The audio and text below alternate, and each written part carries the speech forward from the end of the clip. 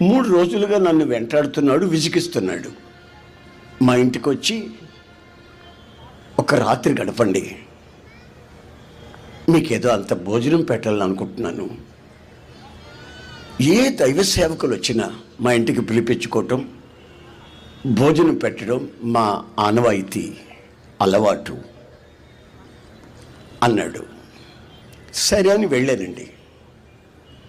బాగా అలసిపోయినందువల్ల అంత భోజనం పెడితే భోంచేసి పడుకునే స్థలం చూపించండి అంటే చూపించారు. ఇక నేను మంచం మీద ఎక్కడమే తెలుసు నాకు. తర్వాత ఎలా నిద్రపోయానో, సౌండ్ స్లీప్, నిద్రపోయాను. తెల్లవారుతో ఉందండి. Praise Lord, praise Lord, praise Lord అంటూ ఆయన నా దగ్గరికి వచ్చి పలకరించాడు. సరిగానన్నా మీకు కళ్ళు రాలేదా? కళ్ళు పీడ కళ్ళు అన్నాడు. నాకు అప్పుడు ఏదో డౌట్ వచ్చింది. ఎందుకు అలా అడుగుతున్నారు నన్ను, ఏమైంది అన్నాను. ఏం లేదన్నా, ఈ మంచం సంగతి తేల్చుకుందామని అన్నాడు. మంచం సంగతే? అదేంటి బాబు మంచం సంగతి అంటే ఏమిటన్నాను. ఏం లేదు, నన్ను ఒకసారి ఫారిన్ నుంచి కొన్ని దూలాలు వచ్చి దిగాయి. ఆ దూలాల దగ్గర సెక్యూరిటీ గార్డ్గా నన్ను పెట్టారు కాపలా, నన్ను ఇంకొకడిని. మేమిద్దరం 3 రోజులు కాపలా కాసి 4వ రోజు ఒక దూలం దొంగిలించుకొని వచ్చేసాం. దాన్ని సామిల్లో కోపించి శుభ్రంగా ఆడు సగం నేను సగం తీసుకొని ఆ కలపతో ఈ మంచం తయారు చేయించాను. ఇది రోజ్వుడ్ అన్న పాలిష్డ్, ఫ్రెంచ్ పాలిష్ వేయించాను దీనికి. సరిగాని ఈ మంచం అంత విలువైందా? ఈ మంచం మీద ఏం జరిగిందంటే, ఓ రోజు నేను లేనప్పుడు నా భార్య పడుకుంది. నా భార్యని మంచం ఎగరేసిందంట. అది చెప్తుంటే మేము నవ్వాం. మా పెద్దోడు ఒక రోజు పడుకున్నాడు, వాడిని ఎగరేసిందంటే పట్ట పగలు. వాడి మెడబట్టేసింది, నా భార్యకి నడు విరిగింది. అప్పటి నుంచి మంచాన్ని విప్పి కట్టేసి పైన పెట్టినాను. ఇప్పుడు మీరు వచ్చారు కదండి, అందుకు దించాను. అంటే నా నడుము విరగకూడదనిక? ఏమిటి నువ్వు చేసిన పని అన్న? కాదు, ఈ మంచం సంగతి ఏంటో మీరు తేలస్తారని. ఏం లేదు, ఈ మంచం తీసి బయట ముందు విసిరికొట్టన్నా. అన్నది చాలా కాస్ట్లీ అన్న. ఈ మంచం కోళ్ళు అవన్నీ బాగా టర్న్ చేపించి పాలిష్ చేయించాను, చాలా కాస్ట్లీ అన్న. తీసి విసిరికొట్టు. నీ భార్య ముఖ్యమా, ఇది ముఖ్యమా? నీ కొంపలు ఇది ఉండకూడదు.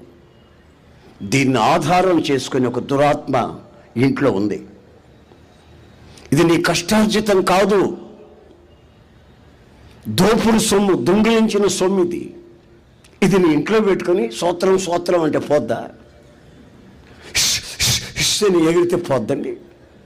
దీని ముందు బయట విసిరికొట్టు అన్న. ఎంతోమంది వస్తుంటారు మా ఇంటికి, ఎంతోమంది పోతుంటారు, భోంచేస్తుంటారు, పడుకుంటారు. గొప్ప గొప్ప దైవజనులు వచ్చారన్న. వాళ్ళు ఎవరు చెప్పలేదే? వాళ్ళు చెప్పరు, నేను చెప్తా. వాళ్ళు చెప్పలేదంటే నేను చెప్తున్నాను కదా, విను. నీ ఆత్మ నాకు ముఖ్యం, నీ భార్య నీకు ముఖ్యం. నీ కుటుంబంలో శాంతి సమాధానం ఉండాలనుకుంటే, నువ్వు సంపాదించిన కష్టార్జితం వడ్డీ వ్యాపారులు తినకుండా ఉండాలి అనుకుంటే, సమాధానంగా అంత ఆహారం తిని ఆ ఆహారం నీ వంట పట్టి నీవు ఆరోగ్యంగా ఉండదలుచుకుంటే మొదలు దాన్ని విసిరికొట్టు. అపవిత్రతని ఇంట్లో ఎక్కడ కనిపించకూడదు. నువ్వు మారు మనసు పొందానన్నావు, దేవుణ్ణి నమ్ముకున్నానన్నావు. అంటే దేవుణ్ణి నమ్ముకోకముందో దొంగ పని చేశానన్నావు. అప్పుడు అవన్నీ తీసి విసిరికొట్టు. దురాత్మల్ని నువ్వు పోషిస్తున్నావా నీ ఇంట పెట్టి? అక్రమాలతో చేయి కలుపుతున్నావా? రాజీ పడుతున్నావా వాటితో? పొరపాటున ఆ స్థితి నీకు రాకూడదు.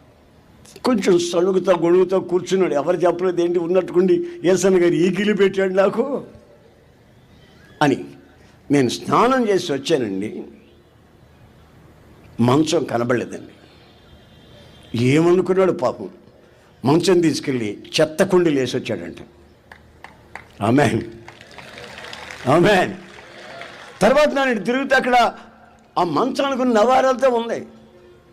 ఇదేమిటిది అన్నా. అన్నో ఇది డబ్బులు ఇచ్చి కొన్నా. ఇవి డబ్బులు ఇచ్చి కొన్నా, అందుకని ఓడి తీసి లోపల పెట్టుకున్నారన్న. దొంగలు ఇచ్చింది మాత్రం ఇసురు కొట్టా. 3 నెలల తర్వాత దట్ సేమ్ ఫ్యామిలీ నన్ను కలిసి కాళ్ళ మీద పడబోతున్నారు. చిచి, కాళ్ళ మీద అలా పడకూడదు. నేను ఏమైనా దేవుడినా? నా ద్వారా ఏమైనా కలిగిందా? ఏమీ కలగదు. ఏదైనా కలిగితే యేసయ్య ద్వారా కలుగుతుంది.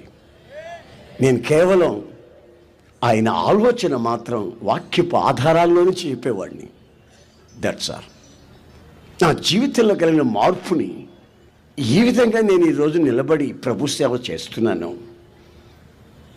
దానికి ప్రబలమైన కారణాలు ఏమంటే ఆ విషయాలు మాత్రమే మీకు చెప్తాను. అనుభవాలు ఇవన్నీ.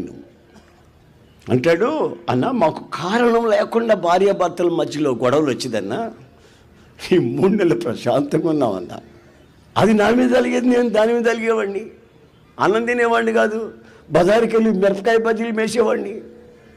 ఇంట్లో శుభ్రంగా వేడన ఉంటే తినకుండాను. అది అలిగి అడ్డం పడుకునేది.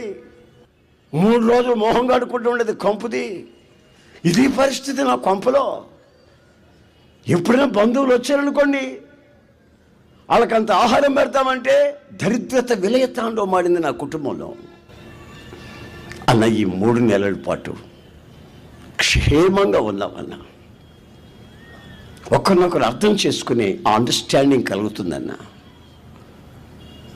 ఫైనాన్షియల్గాను వ్యక్తిగత జీవితంలోనూ ప్రతిదీ ఒకరొకరు కూర్చొని కౌన్సిలింగ్ చేసి ఆలోచించుకొని కుటుంబాన్ని చక్కగా తీర్చిదిద్దుకోగలుగుతున్నామన్నా.